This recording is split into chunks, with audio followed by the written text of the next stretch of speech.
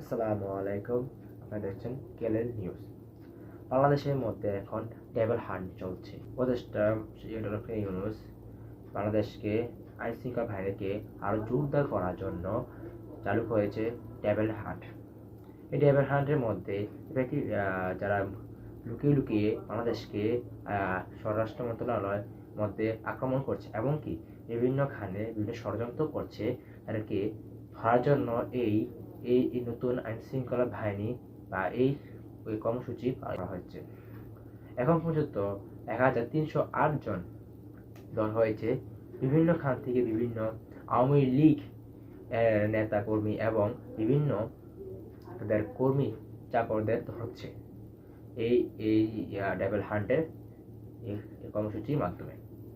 Devil হান্টের এই কর্মসূচির এখন পর্যন্ত পুরি তাদের এখন সবাই টিকে থাকতে পারেনি, কিন্তু আশা করা হচ্ছে যে শীঘ্রই তাদের সবাইকে ধরা হবে। আসসালামু আলাইকুম।